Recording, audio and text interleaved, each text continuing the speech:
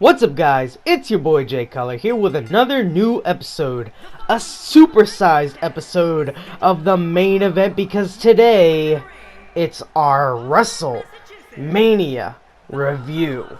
I'm gonna go through, guys, match by match. I want to take my time, so this is an extra long episode. Talk about every single match, things I liked, things I didn't like. Talk about what my predictions were, if those came true, what I think maybe they should have done.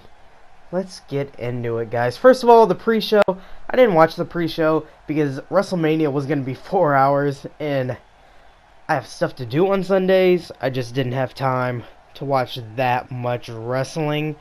That said, all the things that I thought were going to happen happened.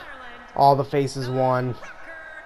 It's very predictable, but it's the pre-show. It's not really supposed to have these big surprises or anything. That said, they introduced the Women's Championship, which I just think is it's a long time coming. It's not the first ever Women's Championship like they claim that it was, but I just think that the way the division has gone, this has just been a long time coming, and it's a welcome change. Alright, let's get into the show proper. First of all, let's talk about the ladder match. Now, it was a WrestleMania ladder match. You kind of knew what to expect from it. Everybody was going to get their little spots in. It was just going to be a spot fest. There's not a whole lot of psychology to the thing. It was a fun spot fest, and there was a lot of good spots in the match, such as Sin Cara doing that springboard off the rope after getting knocked off the ladder, which he didn't botch, thankfully. Sami Zayn dove through the ladder at one point. You had Cody Rhodes with Stardust with the tribute to his father with the polka dot ladder, which was kind of neat. I really wish that they would have kept it Zayn and Owens, because these two guys were really over. They were the two most over guys in the match, and you can tell that whenever they went at it, the crowd was into it, and this is what they wanted. They did give some time to it. I wish there would have been more. And it really needed to be, I think, the match for the Intercontinental Championship. I think you could have had a ladder match, and it could have been for the United States Championship, because let's face it, the match they had on the pre-show just wasn't that important. You could have put that United States title match on the main show as the ladder match, and then put the Battle Royal on the pre-show. I think would have worked fine. I liked how Dolph Ziggler went into Super Kick City mode. I thought that was really cool. And as we were going farther and farther into the match, I questioned why Zack Ryder was involved in this. I figured out later that it's because Neville was injured. But when I realized that this was when Michael Cole said it was his first WrestleMania moment, I'm not sure if that was true or not. But if it is, then I do understand why they included him, especially given the main event when Ryder won. I really was super shocked by this. I will say I kind of liked it. It was a feel-good moment. I think Ryder deserves a win like that. The only thing I can say is that I hope they capitalize on this momentum. I hope they just don't kind of bury him after it, and they were just like, well, here's your moment, and that's done. Let's move on to the real thing. Because if you're going to move forward with Zayn and Owens, I don't think they need the title for that to be an effective feud. So I think you can keep the title on Ryder.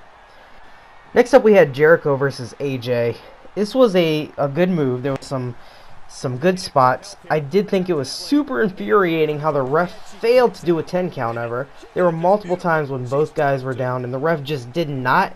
He stared at him. I didn't know if that was something that they asked him to do, considering I was going to say maybe other matches on the card were going to involve 10 counts, but none of them really did.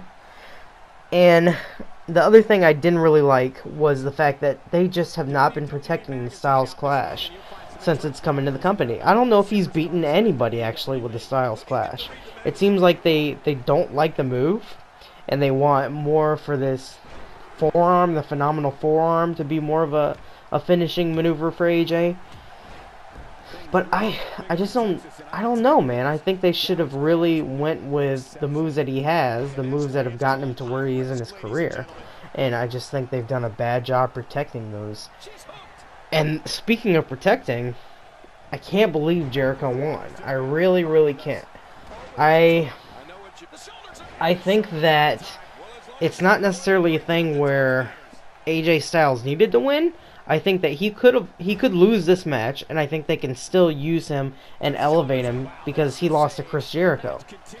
But I don't have a whole lot of faith right now, and I got to just go off the match. I don't have a whole lot of faith that the WWE is using this moment and they're going to still elevate Chris Jericho. I don't know that that's actually the case. Chris Jericho Monday night put over Zack Ryder, which was before we realized Zack Ryder was going to win this ladder match. A couple years ago, he put over Fandango in his first ever match. I just don't understand why they couldn't put AJ over. I don't know. Next up, we had what I thought was a tag title match, and which is why I got the prediction wrong. It was the New Day versus the League of Buddha. And it was supposed to be a handicap match, but then that wasn't the case. Like, Wade Barrett was just on the outside. The match was mediocre at best, but it was made super memorable by that New Day entrance, where they came out of the box of cereal and dressed as Dragon Ball Z characters. That was amazing. That was a whole lot of fun, and it made the whole thing worth it. I didn't understand why the League won, and because the whole match I was figuring, oh, this is for the titles, this is for the titles, this is for the titles, because why wouldn't you have the champions defend their titles at WrestleMania? And so I was super stunned, but now that I realize it's not for the titles, the New Day have been getting a large amount of wins over these guys, and let's face it, they're all former champions, former big names before they made this faction, so it's understandable, since it wasn't for the titles, that they got this win. The guys they're not that interesting in this group. I think separately, Alberto Del Rio, Wade Barrett, you could do things with these guys, but they just, the way they have them right now, they're not an entertaining group. And then at that point, the Legends came out, which was really incredible. It was an unexpected moment for me, and I thought it was a lot of fun. And a lot of people have been complaining that Austin buried Xavier by hitting the center on him. I don't think that that's the case. And I think probably if you asked Xavier Woods, he wouldn't think that that's the case, because how many times in your career are you going to be able to take a stunner from Stone Cold? So I think they're still going to go on, and they're going to be huge faces. Next up, we had the street fight, which was a tad disappointing. I thought it was a good match, but for what it was billed, it didn't live up to it. They billed it as Ambrose was going to go in and just kind of fight and claw his way through this match and use whatever he could get his hands on. Use that barbed wire baseball bat. Use that chainsaw. First of all, how do you make a chainsaw work in a match? I did like how Brock just kind of went into Brock mode, because it's always fun to see that. And he hit 13 suplexes. Towards the end of the match, Dean Ambrose started to try to get back into it a little bit more. He looked pretty weak throughout the whole thing. I don't think that's an indictment on Dean Ambrose. It's just that this is who they've built Brock Lesnar up to be. We just got to face it. Brock hit the F5 on the chairs, which was a nice little spot. And then I liked how the crowd was just, a huge chunk of the crowd were chanting Perfect 10 and NXT, which I thought is really indicative of how over NXT's gotten. I still yet to watch the TakeOver special. I'm going to watch that this week so I can get a review up for that on the next main event. So look out for that. But while this was a good match, the fact that you introduced these other elements, these other violent elements, and then didn't use them was a problem. There's a rule in storytelling that you don't introduce something if you're not going to pay it off. The barbed wire bat, the chainsaw. They didn't pay these things off. They brought them in, and Dean would try to swing them once, and Brock would duck it. And it just really, that made the whole thing feel like it was less than what it actually was. Next up, the Triple Threat Women's Championship, and oh my gosh, This was amazing. They treated it like a legit championship match. The Boss, Sasha Banks, got an amazing entrance. Charlotte got a flare robe. And I really think that this was probably the match of the night. This is one of the best triple threat matches I've ever seen. And it's possibly the best WrestleMania Divas match. Not Divas. That's a force of habit. WrestleMania women's match I've ever seen. I thought how it was really great how it started off, and they did this technical wrestling, and there was a series of pinfalls that they tried over and over again. And then, as you went on, these women just put their bodies on the line, diving to the outside. Becky Lynch hit an amazing move to the outside on Ric Flair. And Ric Flair flopped like only Ric Flair can. Charlotte hit an amazing moonsault to the outside. It was really, really incredible. I predicted that Charlotte was going to win this match because, quite frankly, you can give Sasha Banks that big victory in a one-on-one match where there's more emotion and more drama built into it than there would be in a triple threat. That said, I think all three girls looked a lot stronger than I thought that they could in a triple threat match. I really thought Becky Lynch looked great, which I wasn't expecting so much of that. And this was just a 5-star, really good match. Next up, let's talk about the Hell in a Cell match. There was a couple interesting entrances where Shane came out with his kids and the money's falling down, and then Taker with his typically great Taker entrance as if you look at Shane's face during that moment and he's just dumbstruck. I just thought that was hilarious for some reason. This match was made amazing by how much these guys put into it, but the fact is that they're two really old guys, and you can tell that they were getting winded really quickly, and they were on the ground as they were swinging punches at each other early on, what felt like early on. I thought that because they did such a good job of really laying it out there, that made the match. Shane was working more like an MMA fighter, I thought, than a pro wrestler, which I thought was kind of interesting. But the coast to coast, I thought that was maybe one of his best coast to coasts I've ever seen him hit, where he usually he needs that trash can there because he can't make the full distance, but man, he made that full jump, and at his age, I just really couldn't believe it. And it started to pick up as they went outside. And in the back of my mind, I'm thinking, okay, Shane's going to hit a big move. Not quite sure what it's going to be. What is it? I didn't think that he was going to go as far as he did. And as it came closer and closer to the moment where he's climbing up there, and everybody's chanting, "Shane, please don't jump." And I was right there with him. I couldn't believe he was actually thinking about doing it. And this was like a tall cell. The size of the cell has increased as time has gone by. This isn't even the size of the cell back when Mankind fell off of it. This thing was huge. And he jumped. It was an amazing moment. It was a death-defying moment.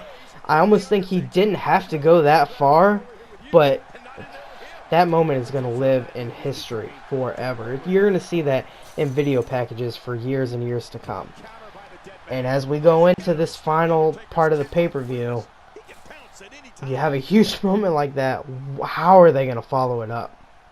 Well, they're going to start to try to kill the momentum with that Battle Royal, which is why they smushed it in between the last two matches. And it was just kind of a boring thing, but it was good that Baron Corbin won. I thought that was a big moment for him, a big elevating moment. And then The Rock came out, and they really stretched his entrance out, and they really stretched everything out. And he just talked about how they broke the WrestleMania record, and then his music hit again. And I was thinking, is this it? Is this the only reason they brought him on? Then the Wyatts came out, which I'd been waiting to see the Wyatts for a while in the pay-per-view, and I was starting to get afraid that they weren't going to have him on. But Bray came out, which was great. And they had a really good, I thought, promo, The Rock and Bray Wyatt, which was super entertaining. And then all of a sudden, they're having a match. It was The Rock had a match at WrestleMania. It was a 6-second match. And then John Cena came out to help The Rock fend off the Wyatt family, which I don't think John Cena's back officially, but it was still fun to see him at WrestleMania, see him do what he could to get back, just even if it was for this tiny thing. And then here we go, heading into the main event. It's time for the boos. Man, they really they tried so hard to drown the boos out, to get Triple H over as the heel. Steph cut a super heel promo. If there was any diabolical heel typical promo I've ever seen in my entire life, it was that. And it still wasn't enough. Part of the reason I think was because Steph was looking pretty good. That's the best I've seen Steph look in a long time. But, I mean, come on. They tried to cut all the music up and sound effects so loud to drown the people out. They tried to, I hear stories that they tried to lower the mics in the arena. None of that was enough, and none of that was going to be enough. Because when it comes down to it and you had these two guys facing off, they knew when they were going into it. They've seen how much of a time they've had trying to get Reigns over as a heel, or as a face, and they've not been successful in doing it. But man, I just don't understand it. They demanded to stick to their guns. They would not stop. This is what they wanted, and darn what the fans say, they didn't care. They were going to have their WrestleMania moment with Roman Reigns. It was just, oh man. The fans started chanting NXT, and they started doing the Sami Zayn Olay chant because they just were not into it. And then the match, it wasn't very good. They could at least maybe try to put together a good match, but I think that it was getting to Roman Reigns, how much the fans were digging into him. I mean, you had 101,000 people all telling you suck. It's going to affect your performance, and you can kind of just see it on his face in moments in the match. There were some good spots. I like the spear on the barricade. I like the neck breaker off the table. I didn't like how the Roman speared Stephanie, for goodness sakes. That's the billion-dollar princess. My goodness. But, man, they just... I've never seen anything like this in the history of the WWE, where the WWE is like, we don't care, this is what we want, and we're gonna get ours, no matter what the fans are wanting. I've never seen that. And you went out at the end of WrestleMania. They didn't have any big swerve. They didn't turn Roman heel. They didn't bring in The Rock even to try to help. They didn't do anything because I think at this point they knew what they wanted, and they knew that there was nothing that they could do to change how the fans were going to feel about it. And so they just said, forget it. We're just going to do it, and it's going to be what it's going to be. So overall, because of that, I think that WrestleMania was a good show. I think they really found a way to pull a good show out of thin air, considering all the injuries they had and how little build-up they gave to a lot of these feuds. But there were a lot of great matches on the card. Even if you didn't agree with all the booking decisions, you can't deny that a lot of these matches were really good. AJ, Chris Jericho, I don't think they're capable of having a bad match. The women's triple threat was amazing. It was worth the price of admission alone. Seeing Shane jump off that Hell in a Cell, these two old guys just giving the fans everything they had. Even seeing Brock Lesnar go out there and decimate Dean Ambrose, even if it wasn't the outcome you wanted, even if you didn't get to see your guy win, that was still entertaining. Seeing the New Day come out with their DBZ attire. The ladder match filled with all its intense spots. This was a good show, but it was one of the worst main events in the history of WrestleMania, if not the worst main event, and they just shot themselves in the foot because this is what the fans are going to remember. ultimately, I will look back at this as a good, entertaining show, but the fact that they did this with their main event, it's the thing that we've been bemoaning for months. We knew this was going to be the main event. And we've been saying for months, you can't do this. You got to do something different. You can't go through with this. And they did. In the biggest stadium of all time for WrestleMania. In front of the biggest WrestleMania attendance. The biggest audience WWE has ever had. And it was more about what Vince wanted and what the company wanted and what management wanted than it was about what the fans wanted. And that's what people are going to remember. Anyway, guys, I hope you enjoyed this episode of the main event. I will catch you next time. Peace.